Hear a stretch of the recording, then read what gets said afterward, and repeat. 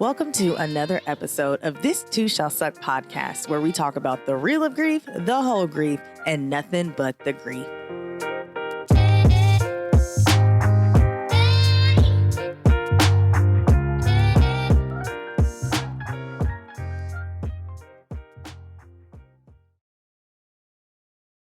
Welcome back, my loves. I am your host, Loryn Denise, and I'm so happy to have you here. If this is your first time here, welcome. I'm super thankful for you. Thank you for joining me in season 2. And if you are listening again, welcome back. And thank you so much for your continued support on this journey.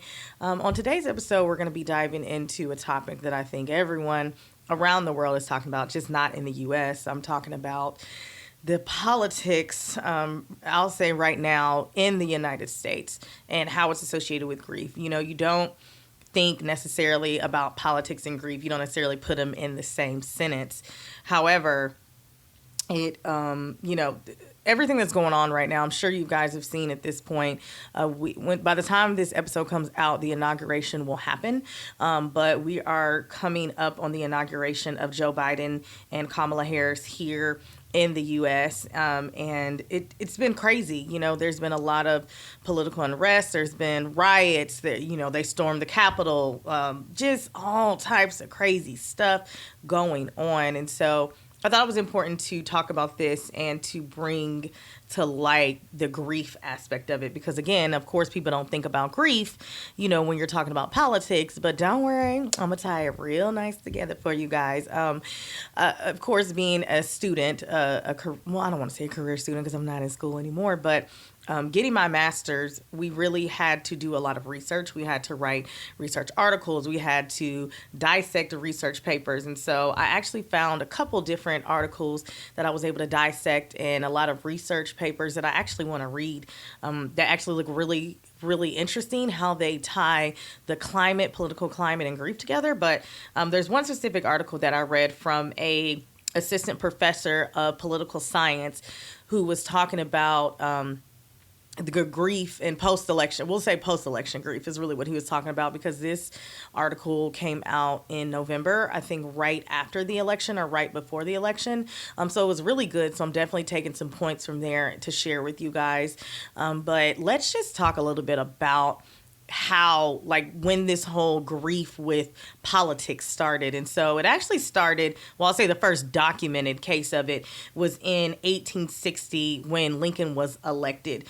So there was a woman from Alabama, her name was Sarah Epsey, and she documented her concerns in a diary when Lincoln won. And she said, "For it is thought now to be certainty that Lincoln and that the southern states are going to withdraw from the Union. If so, it is the beginning of woe." Bars. Shout out to Sarah for them bars. But, that was kind of the first documented piece that we've seen on people really grieving the election and their candidate losing, right? And so it's not far off that you can grieve an election, because think about it, it's a loss. So if your candidate loses, it's a loss for you because you were going so hard for that candidate. You wanted them to win. You believed in what they were saying. And so you have a loss. So you're grieving because your candidate lost. So it's not too far off to think that you're grieving when you lose or when your candidate loses an election. And so I will say that every election really triggers something for some people, whether it's depression, whether it's anger, whether it's denial, because it's such a big moment, right? It's such a moment that we're electing someone to essentially run the country, and not even just the president. We're talking about the Senate. We're talking about the House. We're talking about local officials, right?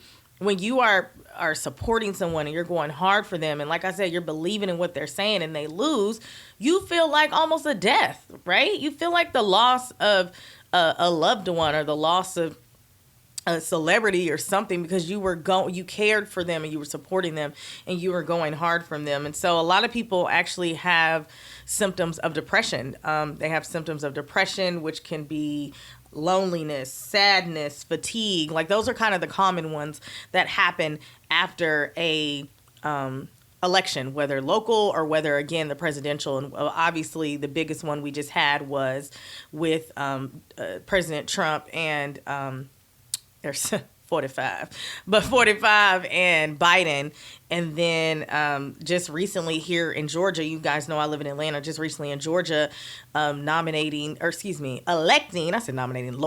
electing for the Senate seats. And that was stressful in itself. Like just being in Georgia and getting all the text messages, seeing all the slander of Warnock and Ossoff. It was crazy just being here and seeing all of the energy, positive energy, negative energy. It was wild being here. And so, you can imagine why people go into those moments of depression, of sadness, of loneliness, of being tired, because you put so much into this person. And when they lose, it's like, God, like, it's just everything is sucked out of you. And so a lot of political science study showed how mental health shapes how you engage in politics. So what they found in this study is that citizens who suffer from depression are less engaged in politics, right? So that would make sense. Like you're not thinking about like, oh, well, this person is elected, so now I'm not going to be depressed. You're not thinking about that. But if you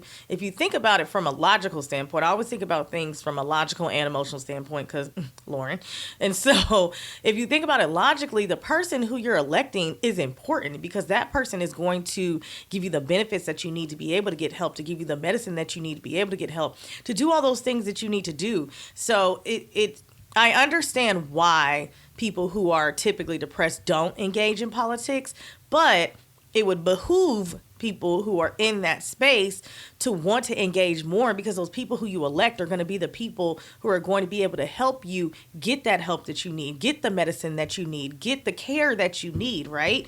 But of course, again, you're not thinking about that. So I can't even be upset that that's where you're at with it, that you're not even thinking about it. And so if you think about the stages of grief, right? Of course, again, we could talk about there's 5 stages. We can talk about there's 7 stages. They're pretty much the same. They're interchangeable. But the stages of grief are, I'll just talk about the ones that maybe correlate with the election, which are denial, anger, bargaining, and acceptance. And so I would say right now in the U.S., we are in the denial and anger phase. And I'm not talking about me. I'm not angry. There's a lot of people who I deal with who are my friends who are not angry, but people who are, I'll say, avid Trump supporters. I'm not going to say all Republicans. I'm not going to say all that because that's just not true. But there's a lot of Trump supporters who are very much in denial of the fact that he lost. They won't accept it. And they're angry. And so they do things like go and storm the Capitol. They do crazy stuff like that. They won't accept the fact that it was a fair election, that he was voted out, and that he is no longer going to be the president on the 20th. It's just not a thing. And so a lot of his supporters are in that denial and anger phase. They won't accept it. And so once you go from denial, so when you're in a denial, you can also go to a delusion. And I'm not trying to be like any type of way, but I'm being serious that if you're just in this deep state of denial, you can go into a delusion to say, you know what, if we overthrow the government, then he is going to be our president for the next 4 years. If we go storm the Capitol and we stop this from happening and them voting Biden in, then he's going to be the president for the next 4 years. That's a delusion. That's literally not how democracy works. That's not how that happens. Even y'all getting in there, they still did what they still came back and did what they needed to do and voted for Biden for the Electoral College. Like it was a delusion to think because you were in denial. Right? You were in denial because your candidate lost. So you went into that first stage of grief, which is denial. So you're like, no, like there's no way he could have lost. And again, Trump obviously is in denial as well because he was the one who was fueling that and saying that and that it wasn't fair and making phone calls and doing all these things, right? So you're in that deep of denial, you then go into a stage of delusion, which also sometimes happens with grief. You are delusional in the fact that, okay, well, maybe this person's going to come back or maybe this person's going to do this. And that's just not the case, right? And so they went into this delusion of if we go and overthrow the government, then Trump is going to lead us the next 4 years. That's not how that works. It's not how that works. And so then they go into this anger phase, which caused them to storm the Capitol, which caused them to say all these things, which causes them to get on these platforms and be hateful and say negative things. And, you go into these stages, right? And so it makes sense to me. Like, it makes as wild and crazy as I think it is for people to literally go and storm the Capitol in the United States of America. It makes sense to me because you guys are grieving so hardcore, and I'm not condoning it. I don't think it's appropriate. I think it's redonkulous. I really think it's absolutely redonkulous that you all walked up in that Capitol, and I said what I said, walked up in that Capitol and thought you were about to change the United States of America and the democracy that we have. It's wild. But I understand that grieving makes you do wild things as well. So here's the beauty about me. I'll say me, not everybody else. I give people grace, and I always give people grace. And it's also a downfall of mine is that I give people grace. And so I just wish that others who were in that position would grant others grace in the way that we are granting you guys grace. But that's neither here nor there. It's a whole nother episode. Not about to go down that road. Anywho, and so hopefully eventually we can get to the acceptance stage. It might take a while or it may never happen. But it's one of those things, people are like, well, you said that Trump wasn't your president. Well, again, I knew he was the president, but he ain't my president. I ain't out here like, yep, 45, Trump, 2020. That was that was never the MO. Was never going to happen. But I accepted the fact that Trump was the president of the United States. Did I think he was ridiculous? Absolutely. Do I still think he's ridiculous? Absolutely. But that doesn't mean I didn't accept it. And so hopefully we will get to that point at some time. I don't know if it's going to happen in these 4 years. It probably is not. I don't know if it's ever going to happen, because people really, really followed Trump and still follow him to this day. And so Another article that I read was, again, this was another research article, and it talked about, they studied the trends and how people acted after elections. Again, and this was the presidential election. It wasn't necessarily like local elections. And so a study showed that 29% of Kerry supporters were depressed after the re-election of George W. Bush. And so that's not necessarily, Republicans, Democrats, independents. That's just 29% of people. Now, 25% of Republicans were angry when Obama was elected in 2008. And so people were upset. Republicans were upset that he was elected. And that could be for a myriad of reasons. We are not about to go down that road. I have my own thoughts on it, obviously. But, again, 25% of Republicans were pissed that Barack Hussein Obama and Michelle Obama were in that White House. But, oh well, he was there for 8 years. Thanks. Moving forward. This is a good one. So the day after Hillary lost, so when she lost the 2016 elections, there was a website called psychcentral.com, and their most researched article was the 5 stages of grief and loss. That article went up by 210%. People were looking so much trying to figure out how they felt when Donald Trump was elected that it went up over 200%, y'all. 200%. People were grieving when Donald Trump won. Grieving, right? But they weren't storming capitals. But that's neither here nor there. Said what I said. And there was a spike in the 2000. So Google Trends. So now let's get to the Google Trends. So that was a particular website. But Google Trends, there was a spike when Obama was elected and when Trump was elected for grief-related searches. So when Obama won and when Trump won, in Google, there was a lot of the trend that day was for grief-related searches. So it could have been the 5 stages of grief and loss, or am I grieving, or it could have been anything with grief. That was the trend that Google was seeing, or a spike, I'll say, in the election when Obama won, and then in the election when Trump won. So absolutely crazy how these things work. absolutely wild how, again, it's a grief. People can act like it's not, and it literally is a grief. And studies show that there's spikes in websites, there's spikes in Google, there's spikes about talking about grief. And so I actually asked a question to my followers on IG. So if you're not following me on IG, follow me at TTSS Pod, because I ask a lot of questions here and we talk about them. And so I asked people, did they feel like that they have a grief with the political climate that's going on in the U.S., whether you are in the U.S. or whether you're not? Like, if you're looking, I know I have listeners from all over the world, so I know you guys are probably all eyes on U.S. as well, understandably so. So I asked, how did it make you feel? Do you feel like there's a grief? And some of the comments that I got were how this is supposed to be a moment of celebration because we're breaking so many ceilings. We have the first female vice president, and she's African American. Come on, black, and she's black. Okay, like, let's talk about it. Like, we can't even celebrate those moments. And me being a black woman, that's such an amazing feat. So we can't even celebrate those moments because we're having to live and look at this chaos. And that's a whole nother conversation about the PTSD that black people we're seeing when they are being politely walked out of the Capitol and not being not even pepper sprayed. Well, yeah, pepper sprayed, tear gassed, killed, rubber bullets. That's a whole nother conversation about the PTSD that we're experiencing. But we're living in this chaos and we can't even celebrate this amazing monumental moment. I can't imagine the way that Kamala feels right now is the feat that she has done, and she can't even be fully celebrated in the way that she is because of all the chaos surrounding what's going on around this election and around this inauguration.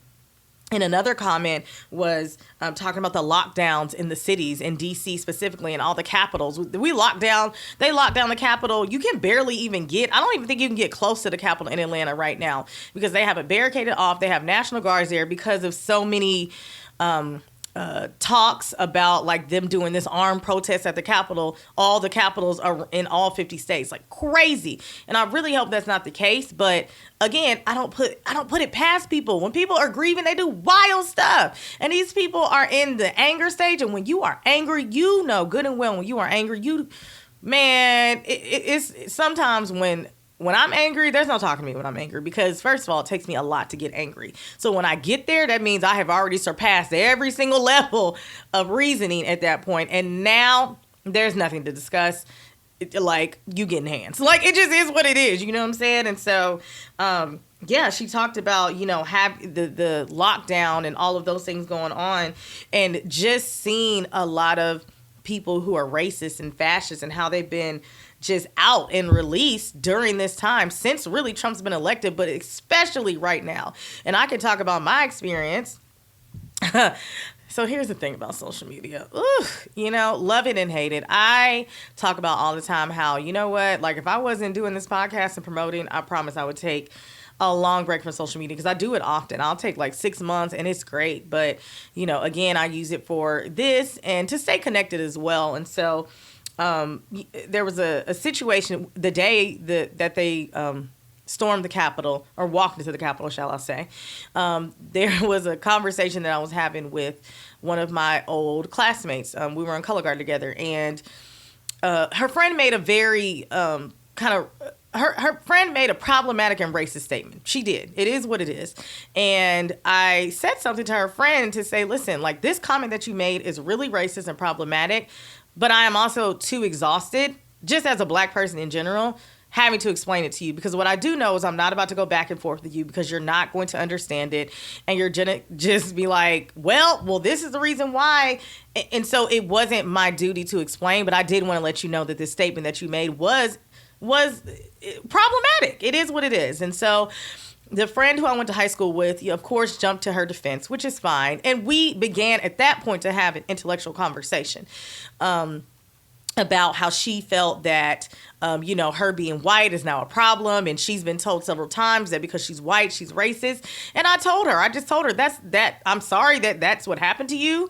But, you shouldn't feel bad about being white. You can't help who your parents were. It is what it is, but imagine being a black person and often being criticized for your skin color, being looked at as dangerous, being sexualized as children. Like, imagine waking up and just being in fear for the color of your skin, So imagine that part of it. I understand that someone said you're racist because you're white, but imagine me being black and having to live in fear, or being told my hair is too nappy, or having to pass a law that I can wear my natural hair. Like, let's talk about that. So now we're having a conversation, but somewhere in there she got offended.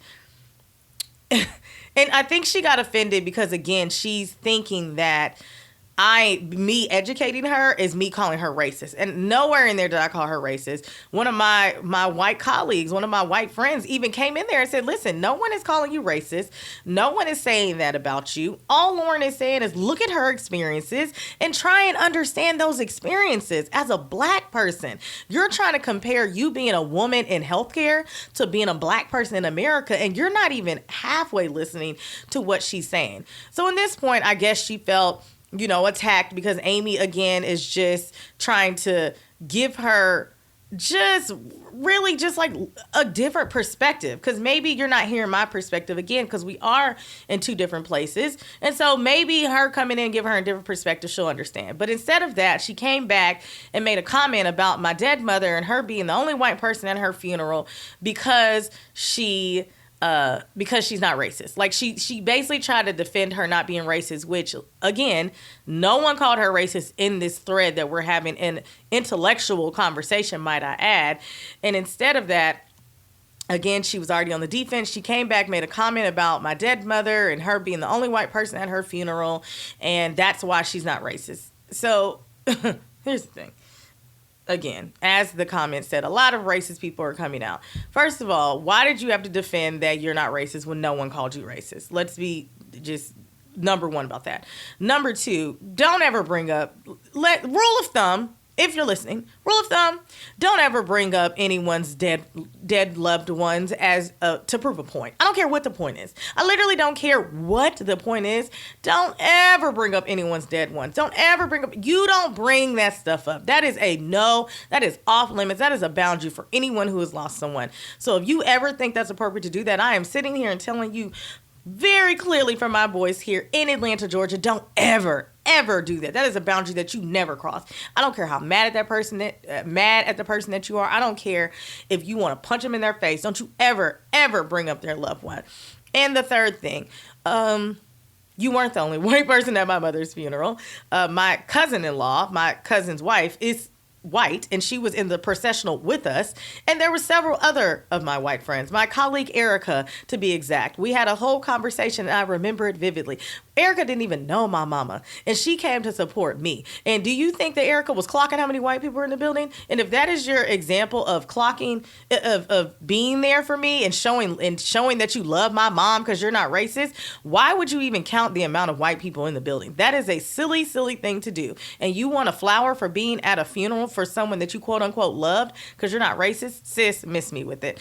So, anywho, I say all that to say that people are on edge. Racists are coming out left and right, and they feel the need to defend themselves, and it's fine. Like, we talked about it in my season 1 of Black is the New Grief. If you have not listened to that episode, it is a powerful episode. I call it a storybook, and it is so powerful. And I had white allies on there talking about that if you're not anti-racist, you're racist. And it's fine. Like, she had to go through that journey herself. And her name is Stephanie. God, she's amazing. She had to go through that journey herself to talk about, well, I'm not racist, but then she had to understand, but I'm not anti-racist. And she had to go through that whole journey. So if you go back and listen to that episode, it's absolutely amazing. It's on season 1. It's called Black is the New Grief, and it is a whole storybook. Like, honestly, it's amazing, the stories that were on there. And so those are just some of the comments that I wanted to talk about. But what I do want to talk about is, because we are in this stage of grief, I want to give you some tips that I got from this article to help with coping in this post-electoral climate that we're in, that can hopefully help. And so I will talk about that right after this break.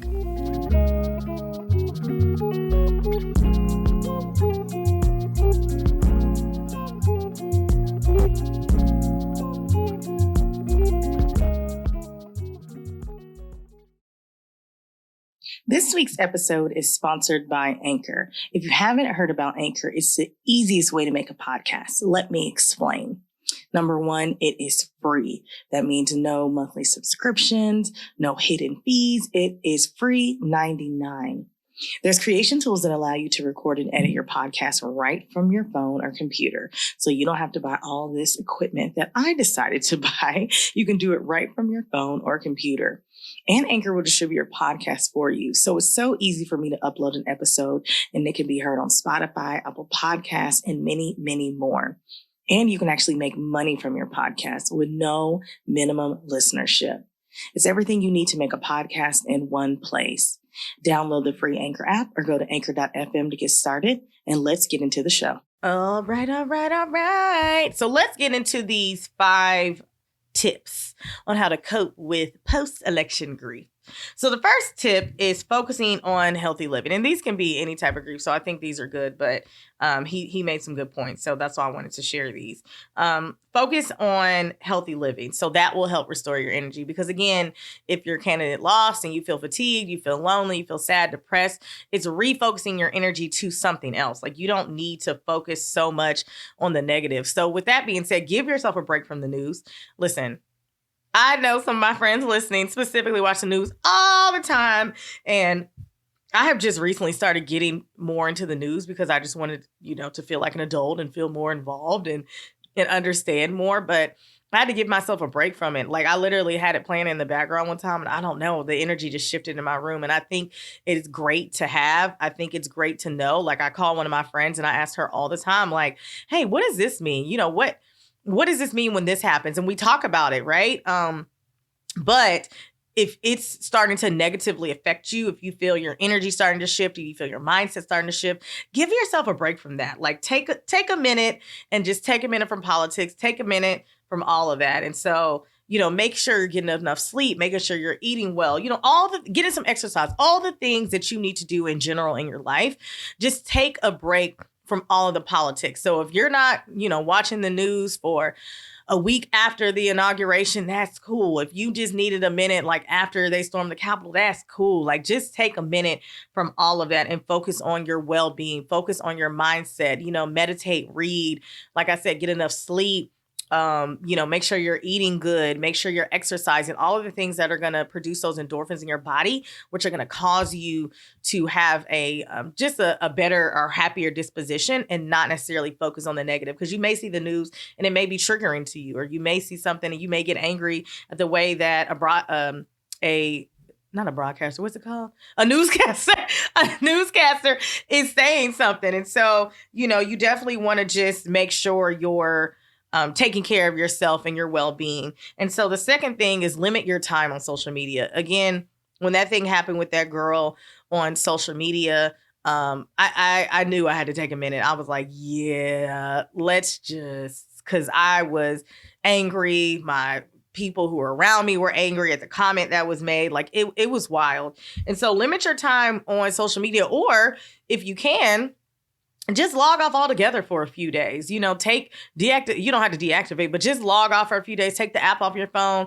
Like I said, if you can take the app off your phone, from the time of the inauguration for, a week, because by that time, hopefully things will be died down by then. But just give yourself a minute, because the beautiful thing about social media is it is a way to connect with people. It's a way to connect with people, for you to be all together, for you all to share your visions and your thoughts and your feelings, right? But also it's a way, or it is a key source of misinformation. Okay. There's a whole bunch of fake news out there. I know Facebook and Twitter and all these things are cracking down on, saying this is a fake article, or this article wasn't fact checked, or this is not a trusted source. Right.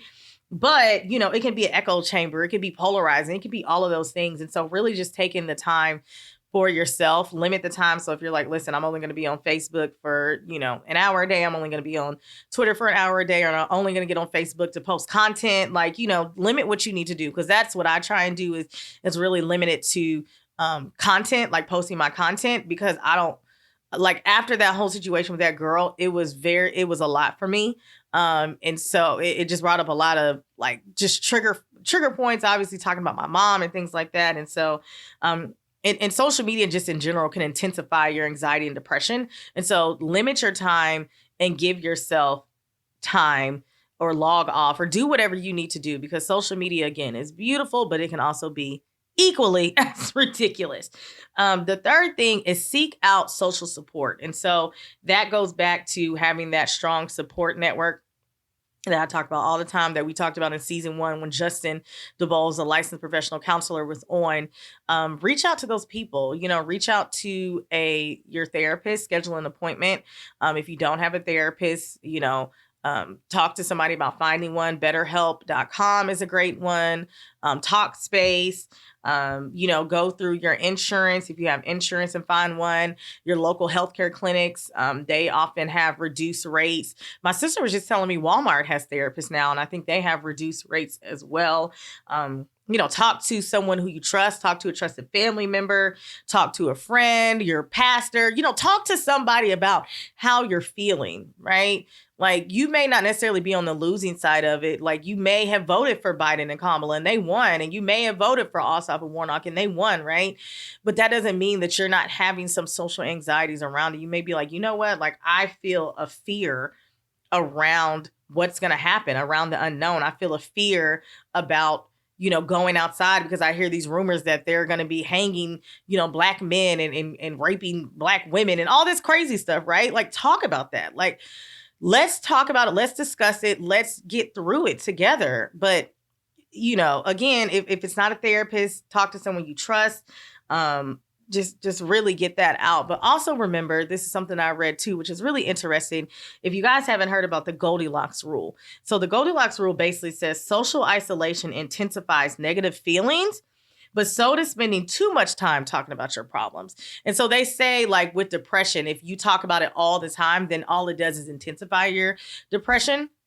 But it's also good to talk about it. So what I will say with that is, when you do reach out to your social circle, talk about it and make sure you work through it, but don't talk about it all the time. And that kind of ties back to making sure if you have to limit your time from the news and from political outlets, because if you're talking about it all the time, if you're in that space all the time, it could intensify those feelings of anxiety and depression and fear and things that you have around what's going on.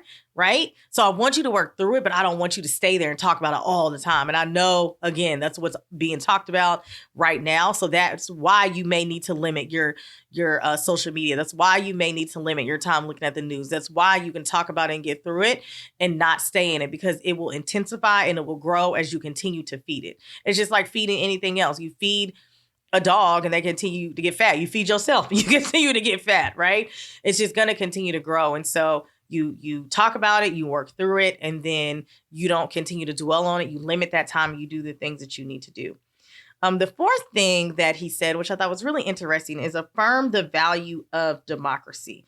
So you're like, girl, what is that even talking about? So I'm just going to read what he said. Electoral loss is scary because it means having to contend with unwanted or disliked policies. And it can create extreme polarization. But accepting loss is part and parcel of democracy. So what that basically means is that, yes, your candidate may have lost. Yes, we saw how they were able to walk into the Capitol. Yes, we see the differences in the systemic racism that's happening and the way that Black Lives Matter protests were handled and the way that storming of the Capitol was handled. We see all that. We understand that. But try and reaffirm or affirm the value of democracy, that we do live in a free country, that we do, still have rights and all of these different things. And ways that you can do that is by joining groups. One of the groups, I can't remember the name, but you can basically join groups that are trying to build bridges and create unity amongst other citizens, who have varying opinions than you. So again, I can't say it's easy for me to talk to like a hardcore Trump supporter. I think that's a different breed of people, but I can sit and talk to a Republican and say, like, tell me why you supported Trump. Tell me why you support these policies. Tell me why you feel this way about Black Lives Matter. Like, tell me why. Like, that's the beauty of it, is that if you are open, you can sit down and talk to people about different things and affirm, again, the value in our democracy that, in Georgia, we went blue. We haven't been blue in 20 20 something years. We flipped the Senate blue, we flipped Georgia blue, but now we're going to hold them accountable. We're going to hold Ossoff and Warnock accountable. Like, listen, y'all was talking all this whoop de wop de whoop. So make sure it happens, right? And be able to have those conversations with people and be able to do that. So affirm that value in democracy to say, you all work for us. You all are public servants. You all work for us. You work for the people. And so make sure you're working for the people. And so just affirm that to say, you know what, even if Trump is wild and inciting riots and doing all these things, at the end of the day, like, we still got Biden, we still got Kamala, we still, got these people, and we're going to hold them accountable. We're going to do this together so we can just create a better space for not only us, but our children, our future children. I don't have any children yet, but gosh, I can just imagine like being a child and seeing all this crazy stuff happening in the world. And it's scary to think about bringing a child into this world with all of this that's going on. And so we have to affirm the value of the democracy that we have, and that they weren't able to go in there and overthrow the government and their coup didn't work. You know what I'm saying? Because in some places it works. There's a whole show. I can't remember what it's called. I think it's called Coup. I'm going to have to find it, but I'm going to tell y'all. I'm going to put it in my Instagram. I think it's called Coup. I can't remember. I'm going to be upset thinking about it. But they literally overthrew the government. They overthrew the man. It was crazy. So luckily, that's not our case. That did not happen. And so, I know it's easier said than done, but at least try.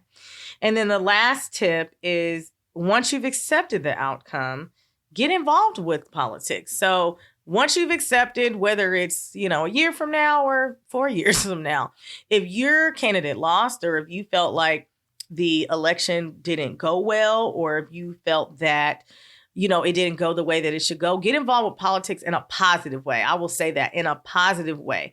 And so I noticed, or I will say that I saw here in Georgia, and I've talked about this with colleagues of mine who don't live in Georgia. They said that the Democratic Party, with Ossoff and Warnock, they were more focused on the issues, as opposed to Loeffler and what's his name, Perdue, were focused on slandering Warnock and Ossoff, and Trump also aided in that as well. And besides the fact that people wanted change, like Stacey Abrams, first of all, let's give her flowers, okay? Because that woman there, y'all tried to play her. Let me stop. Anyways, but either way, Stacey Abrams was like, cool, like, y'all want to do voter suppression and y'all want to do all that. I'm going to make sure that everybody has their voice to vote. And that's what happened. She rallied and she did everything she needed to do to make sure that Georgia flipped blue in every aspect. So shout out to Stacey Abrams, giving you your flowers, sis. But getting involved with that and really going, text messages, phone calls, door to door, making sure people registering for events. My friend is a part of an activist group called the People's Uprising. They did, they were connecting with local officials. They were doing silent protests. They were doing voter registration events, concerts, all of those things in order to make sure that the election turned out in the way that it needed to go. And so if you feel like that your candidate lost, or you feel like it didn't work, then get involved and make it positive. Because a lot of people have negative connotations about politics in general. But what I will say right now is a lot of people have negative connotations about the Republicans because of Trump, right? And so if you're like, hey, I want people to come to the Republican Party because, Trump has made us look crazy, then get out there and do it in a positive way. You know what I mean? Like, you gotta change the narrative, right? And if y'all are just storming the Capitol, that's not gonna change the narrative. It's gonna be like, oh, these folks are crazy. See, this is what I'm talking about right here, right?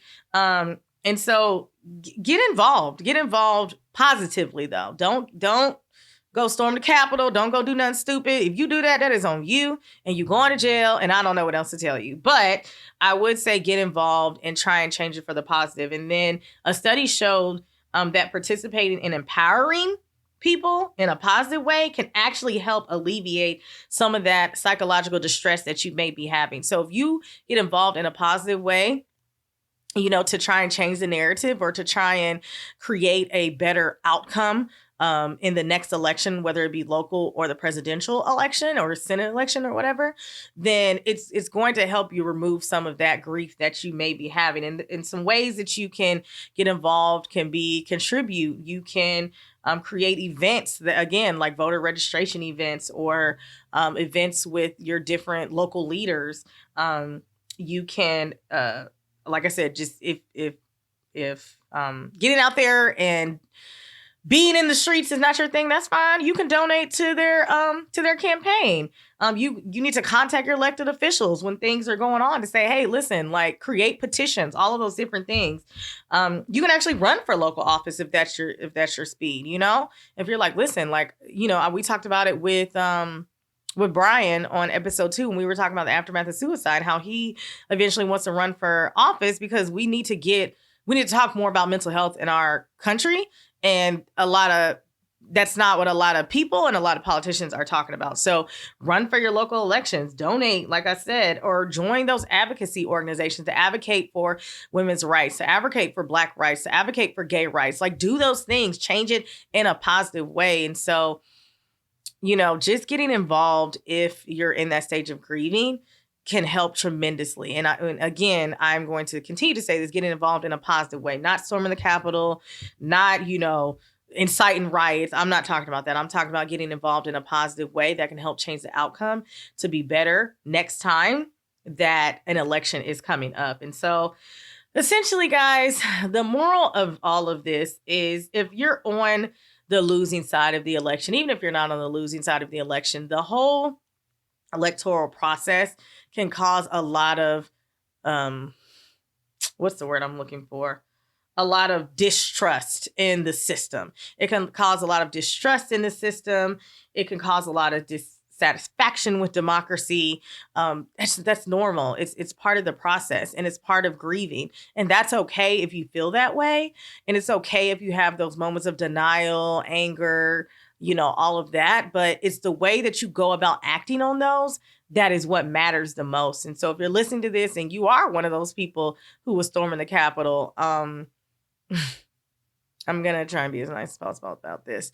I understand that you're grieving. I understand that you're grieving. You're in that denial stage because you had someone who told you that it was unfair and it was not done justly and that it was unjust and this is not the democracy that we have. I understand that. I understand that you're angry because you wanted this person who you supported for the past 4 years, this person whose policies you believed in, this person who has been telling you that we're going to make America great again. I understand that you're angry, but the way that you act on that anger is what matters. And if you acted on that anger in a way of storming the Capitol, of acting or going to be in these armed protests that are allegedly going to happen, that is not the way to be able to get through your grief. That is not a way to do it. And again, I'm never going to tell you how to grieve, but what I am going to tell you is there's right and wrong ways to grieve, and that is the wrong way to grieve. You have to talk to somebody. You have to get involved.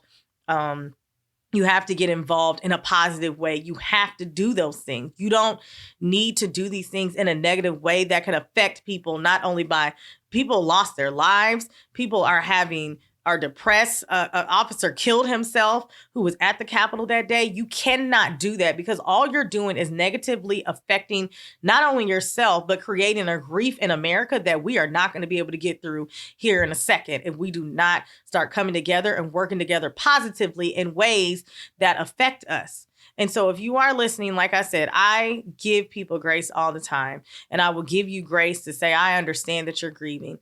I really understand that you're grieving, but the way that you go about that is absolutely wrong. If you are being a part of storming the Capitol, if you are being a part of these armed protests, if you are doing those things, that is absolutely wrong. But I'm going to give you grace to say there is a way for you to change and there is a way for you to turn that around. And so I'm giving you that grace because I know that you're going to do it and I know that you can do it. So, you know, if you are in a moment of grief, whether it be on that side or whether a side of, you know, wanting to celebrate Kamala, whether it's wanting to celebrate, you know, Georgia flipping blue, whether to celebrate all of these amazing things, wanting to, you know, not be scared, not be in fear, you know, whether you're on this, whatever side that you're on, guys, we're going to get through it. I will say that grief doesn't last forever. Grief is one of those things that it stays with you, right? But all grief is, as we all know, is love that's misplaced. And so there's a lot of love. We want to love the moments of history. We want to love the moments of the democracy of the US. We want those things, but, I don't know. We're just going to get through it. That's all I can say is that we're going to get through it. And we just have to give each other grace. And I think that that's whoever it is. And I know that's easier said than done. And I am a person who believes highly in grace. I give people almost too much grace all the time. And I'm probably, somebody's listening to this and probably like, you giving these people too much grace, which I probably am. But at the end of the day, everybody needs grace, because as I always say, and as I always in the show, if you don't give yourself grace, and if you're not kind to yourself, who will be? And I mean that. And I mean that wholeheartedly, that you have to give everyone grace in this moment, because we're all grieving, whether it's on the side of winning or on the side of losing. We're all grieving, guys. Everyone's grieving right now. The whole nation is grieving. I'm sure people who are even outside the U.S. watching this may be grieving. And so I say this to you all is I'm giving you all grace, and I hope that you give others grace.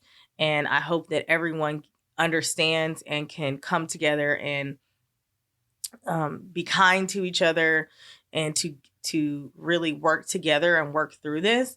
And that if you don't feel the need to do that, then just stay inside. Like, just stay inside. Like, you don't have to, you don't have to get on social media and say these things. You don't have to go out and say all these things. Like, just give people grace. If you lost, cool. Do what you need to do. Do what you need to do positively, right? But give people the grace who voted for Biden, voted for Kamala, and voted for all these people. Give them the grace too, to accept that they wanted a change and they created the change that they needed. So anyways, guys, I know this is a crazy episode, and I know I'm just kind of rambling right now because I don't know, like, politics is crazy and grief is crazy, and connecting the two together, like I never really thought about it until it started happening, and I started noticing the signs of grief in myself that were happening, and I noticed that other people around me were grieving it as well. So I want you guys to know that we're all in this together. We're going to get through this. And like I always say about grief, we may be in the thick of it right now, but there is another side. I see those shining beams of light poking through, and we're going to get through it, you guys. And on the other side of it, whether it's in 4 years, whether it's in 8 years, whether it's before a lifetime that I'll never see and that my kids or grandkids may see, we're going to get through it, you guys. But I love y'all, and I am rooting for us. I am rooting for the U.S. I am rooting for anywhere that is having political issues. I'm rooting for us. I really, really am, you guys. So I just love y'all. But that is it, you guys. Thank you so much for listening to another week's episode of This Too Shall Suck podcast, where we talk about the real of grief, the whole grief, and nothing but the grief. This episode was produced by Mike Sick, and our original music is produced by Jimmy Samaj. You can follow me on social media on Instagram at TTSSPod, and you can visit my website at thistooshallsuckpodcast.com. Also, feel free to drop me a line about any questions, how you're feeling about the elections right now. I know the inauguration just happened, so let's talk about that. Or you can just want to say hello. You can say hello at thistooshallsuckpodcast.com. If you are listening on Apple Podcasts, please remember to rate, review, and subscribe, and share this podcast with someone you think it could help. As always, I love you guys, and I'm sending you love and light in your life because you deserve it. I'll see you on the next episode. Mwah.